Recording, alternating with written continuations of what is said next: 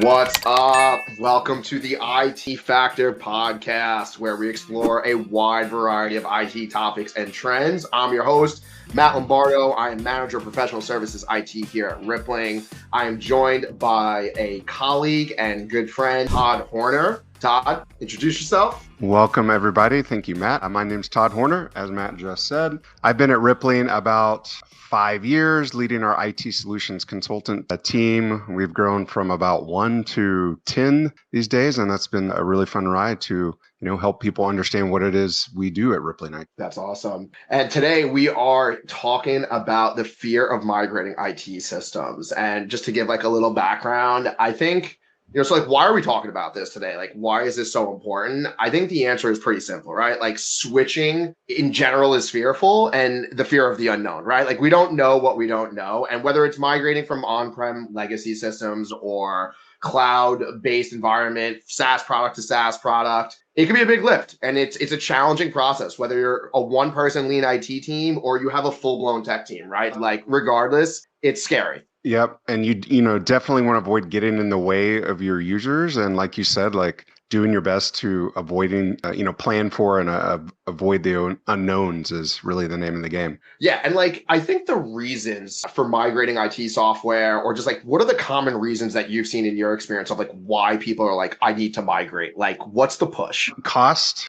Someone comes in and says, hey, we're spending too much money on this thing. We've got to do something different. Or you might have tools that were implemented by a previous team and, your new hires don't have the right skill set and, or your IT manager wants to bring in tools they've used before strictly because they're familiar with it. Or maybe you want to try to consolidate systems, or maybe it's just old and there's no longer support for, Windows 1991 or whatever. And you've got to, get with the program. I feel like that's a common one. How often people start to reference Windows NT, right? Like, for the record, I do know that there is no such thing as Windows 1991. But I think you bring up a good point, right? Like, regardless of the reasons, and those are all common themes that we see, right? Especially in our industry, like cost, consolidation of tooling, legacy systems, and even just the one you pointed out, which I think like people don't always realize is a real thing, is like, hey, I'm just more comfortable with this system or this tool, and y'all are using this, so I want to move. Yeah, no,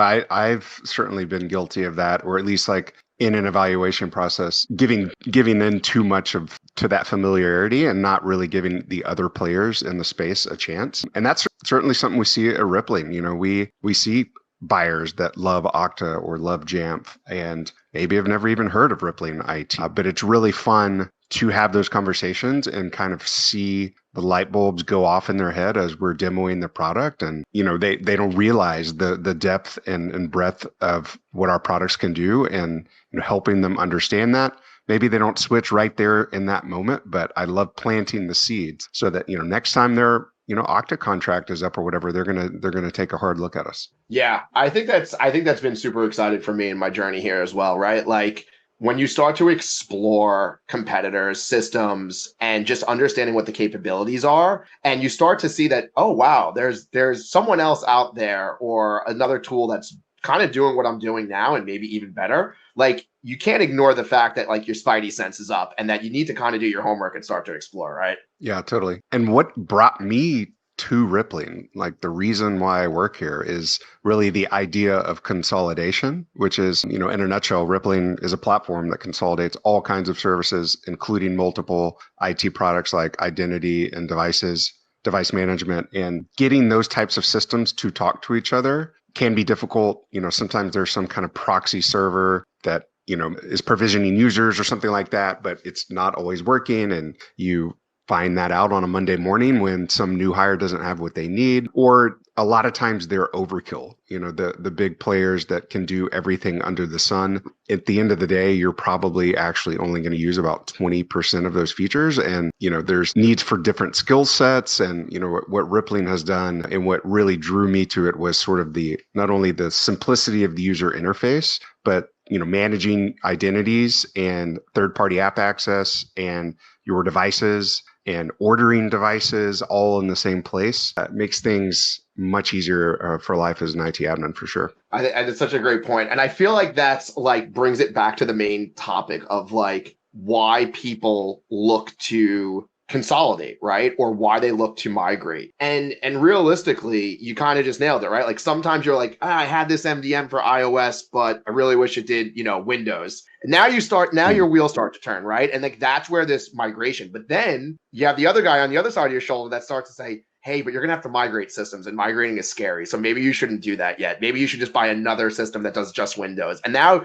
you start to get into those siloed systems. You get into what you were talking about of like, is that really better for your company? Is that more of a headache? You're managing things in two different places versus if you start to just get over the fear of migrating and going into a consolidation or exploring the opportunities, right? Like that's like literally why we're here today. And like I think one of the things I wanted to get your opinion on is in your experience, I feel like especially newcomers in IT, if you're a one-person IT person at a startup or a small SMB, like how do you get that buy-in? How do you get the people above your pay grade to get on board with your light bulb moment, right? Of like, hey, we should explore, we should consolidate, whatever the reason is, right? The cost effectiveness. How do you get that buy-in? Yeah, I mean, I think a lot of times IT, and unless you're an IT person, it's a lot of people in other parts of the business think that all you do is help when people's computers don't boot up in the morning or reset their passwords. But you're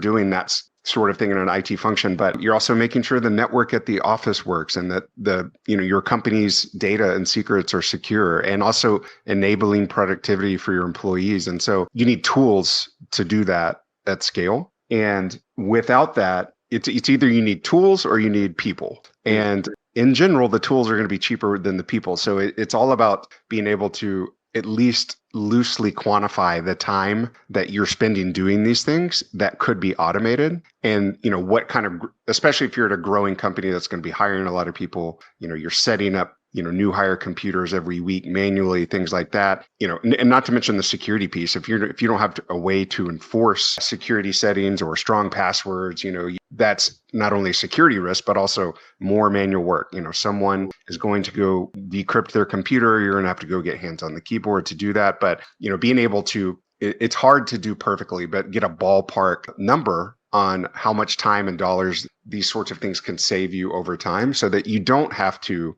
have some ratio that you scale your IT team with that's constant as your company grows. These sorts of tools, whether it's Rippling or, any of our competitors, like at some point you're going to need these tools or you're going to have to hire a bunch more people, and that gets expensive. And, good people are hard to find. I agree. What I'm taking is like cost savings. Like that's the big one, right? Like everyone above the IT person wants to know, how is this affecting my wallet, my budget, whose budget line is it coming out of, right? Do we have the funds? And I think you brought up a good point. Like it's always easier to ask for money when it's less than hiring another person usually. And if you can quantify that, which is not always easily done, but it's definitely one of the important things. And then like, I think I would just add like, doing the research, right? Like showing the research of the why, like, and to your point of like, this is going to help us, our productivity, right? Or our savings, being able to present that in such a way that a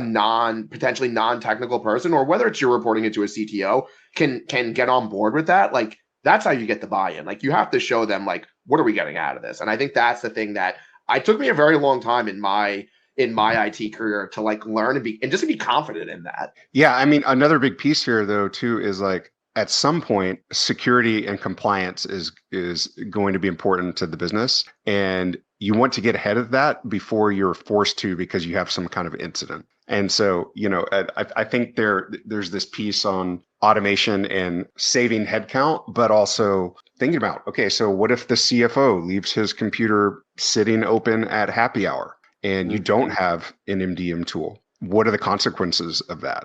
And, generally the CFO is the one writing the check. So I use that example because, they probably are going to have sensitive data on their machines as well. So you want to get ahead of those types of situations. And, it's nice when you can save money and secure your environment, before either one of those gets too expensive, because, a bad security breach is going to be, have several more zeros behind it than a new hire, Yeah. And I think unfortunately we're in a world of not if, but when. So I think being able to plan and kind of understand what goes into that. And again, if that means migrating from a legacy system or a current SaaS platform, like if that's what needs to be done, and to your point about saving on the back end, like that's the move. Like that's the move you need to push people towards. I agree. What like when you've done these things or when you talk to people in your role, because you talk to people all the time, like how do you explain to them or articulate the planning phase that goes into like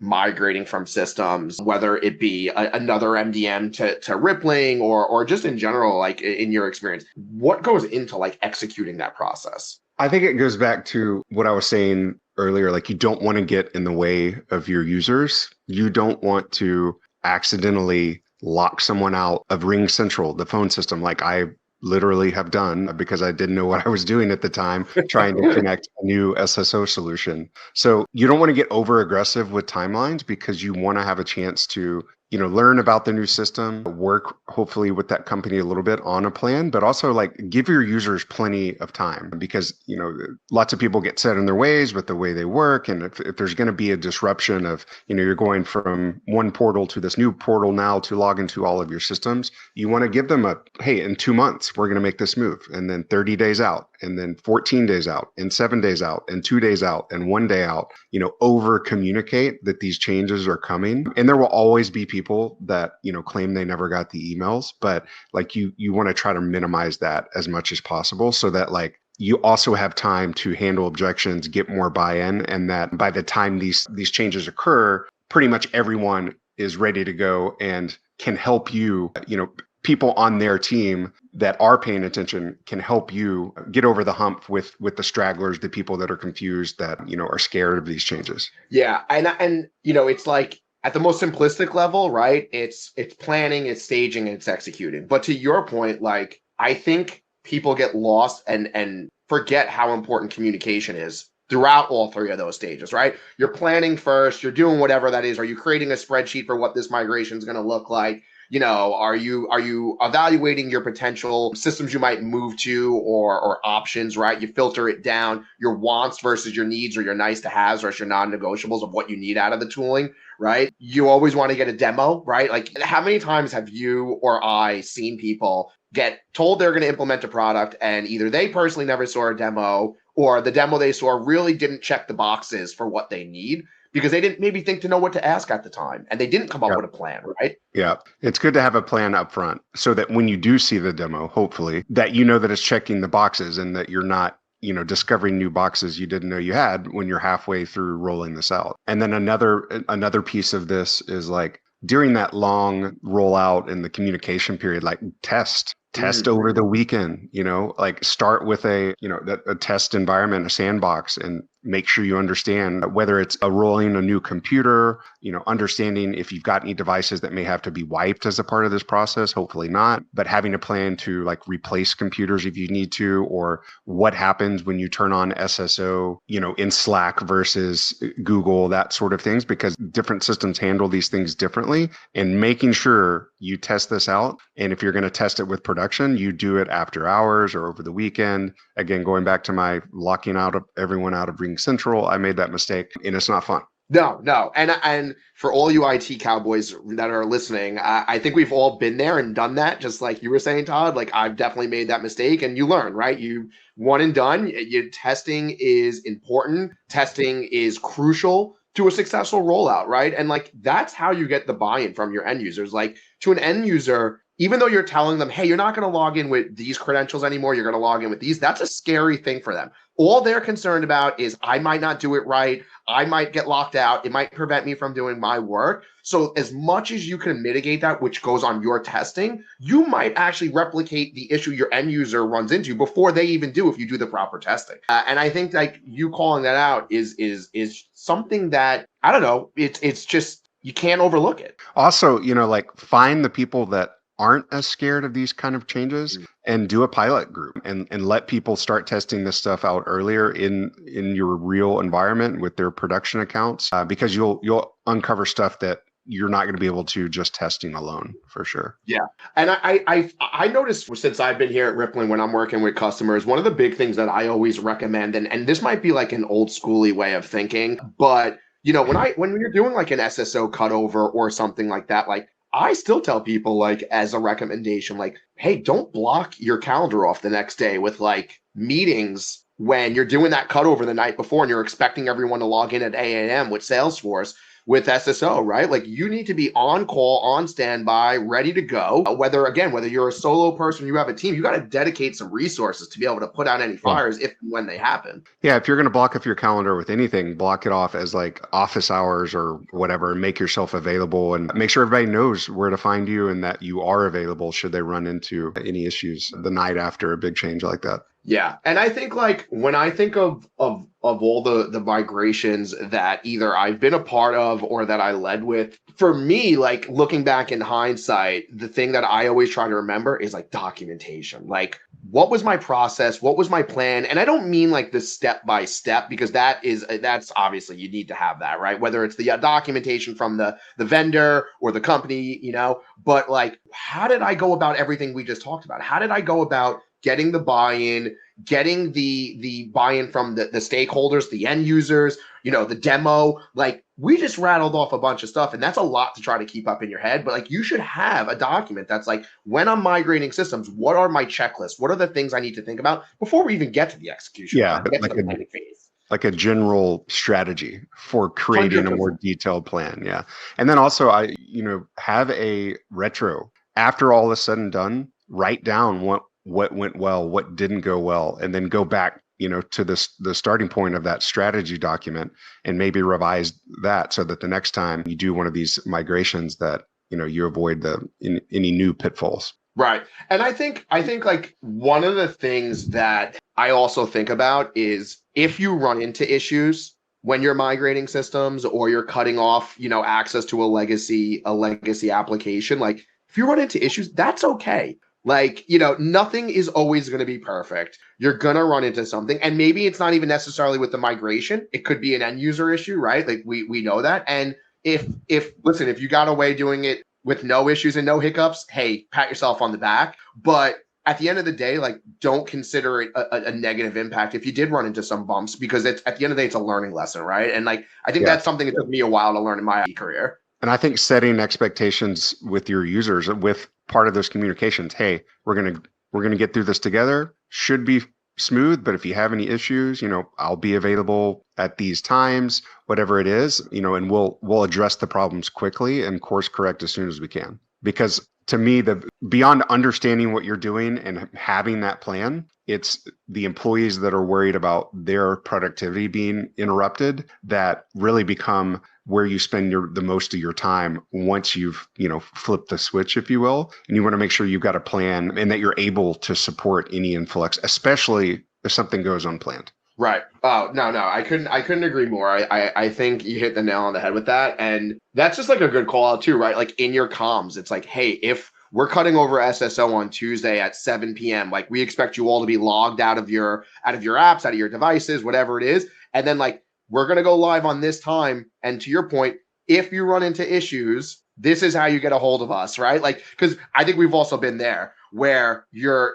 desk phone starts blowing up when I was in an office and everyone's calling me because they ran into an issue. And I'm like, I can't even work on the issue, or people are walking in the door. I have to like close the server room door. And I'm like, I gotta go heads down and actually see what the issue is so I can resolve it. Explaining to them what to do and like in that scenario, that just brings peace of mind to people. Yeah, and having a rollback plan. I mean, you've got to, going back to that idea of that kind of general strategy document, like you got to have a rollback plan, and then, let your user base know should something go disaster, becomes a disaster, we do have a rollback plan. We can course correct in 15 minutes or whatever it might be, again, to not only, if plan for worst case scenario, should that happen, but also ease their mind on the transition. Yeah, I think we keep talking about like over communicating. I mean, have a plan and make sure everybody knows about it is in a nutshell what we're talking about, I think. Is our theme. I agree. And like, I think that's probably where I got bit the first time, was the rollback plan. I was migrating systems, and it was something that should have been pretty cookie cutter, and I didn't have a rollback plan.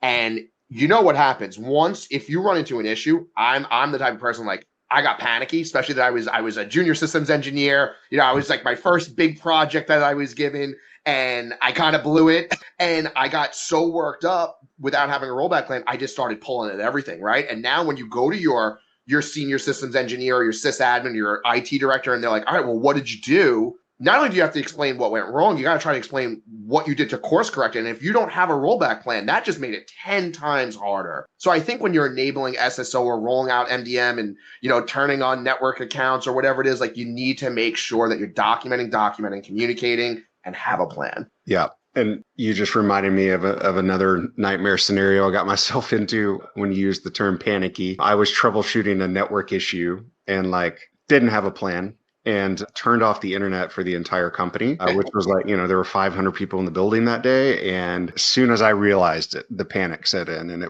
you want to avoid this at all costs. I lost a couple years off my life with stress in those few minutes while the network was down, I think. But again, planning ahead, over communicating, and having a rollout plan. I didn't do any of those, and it backfired horribly. I think if you haven't brought down the internet at your company at least once, you're really not an IT person. But at the same time, all the CCNA and those guys are probably laughing at me as well. They're like, he's got an IT rack in his background. He there's no way he brought it down, but it's happened. Yeah. You said something earlier that I kind of just wanted to go back to, which was the big name on the block. And I think for me, it was with virtualization. When I was working at the school district, we went from on-prem servers, VMware was the big player on the block, but it was costly, right? And we were a Microsoft volume licensing org. So we were already getting Hyper-V. And that's when Microsoft started pitching Hyper-V. And for us, we were like, no way, they're too new. They don't know virtualization. VMware's the stud on the block, stick with them. And, it kind of goes back to everything we're talking about, planning, dipping your toes, seeing what's least impactful, doing your homework, planning. And we started with some of our domain controllers, our low-level domain controllers, where we said, you know what, let's go headless DC, in Hyper-V. And, it worked. And then we started slowly migrating our farm from VMware to Microsoft. And the amount of money we saved is instrumental. And I've ran into that recently with one of our customers that they're using Okta for their IDP. They're interested in our IAM. And the guy was telling me he would save $20K in cost savings. And he was thrilled for it. But again, it's the fear of migrating, right? And getting the buy-in. Yeah. That's funny you mentioned that. We're working with a customer right now where we will potentially cut their Okta, their identity and access management bill in half. And this particular admin is doing a really good job, really testing in a trial account, really kicking the tires and making sure, if he's going to go through this migration, you want to make sure he understands how rippling works. And it's been fun to work with him because he's really knows what he's doing, and it shows by how much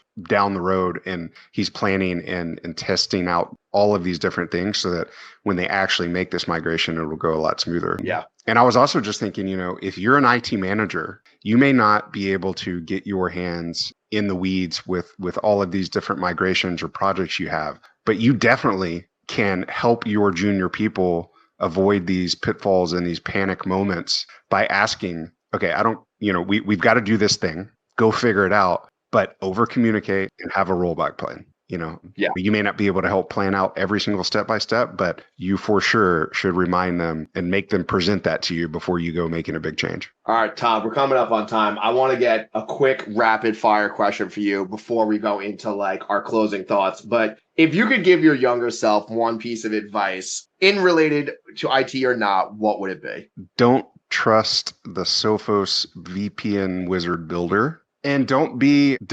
annoyed when you're the one that is picking up the work that really nobody else wants to do, because it's been those in my career, those projects that didn't really seem super exciting at first, but where I've grown and learned the most. So don't be afraid of doing the work that nobody else wants to do. That's awesome advice. So, all right, we're going to wrap it up. I think overall, explore, be curious, talk to people in the feed, take the demo, sign up for the roadmap webinar. You don't know what you don't know, and just keep everything status quo. You don't know what you could be missing out on, right? From an efficiency, cost savings, and more. You got to do your homework plan. So, a couple of things we're just going to throw out there. You can get more of this. Check out our Rippling IT on LinkedIn, our IT Factor newsletter. We have a ton of webinars, workshops, and virtual events coming up. So stay on the lookout. sign up for any emails from us, and join us next time on the IT Factor. Yeah, thank you. And one other thing I'll mention is that we've got a new self-serve IT trial coming out very soon. So if you're curious about getting in there and seeing what it's like to manage Rippling, testing it out for free, we will be making announcements about that soon. Love it. Todd, always a pleasure. Thanks for joining us. Loved hearing everything. We'll do it again soon. Appreciate it. Awesome. Bye-bye. Bye.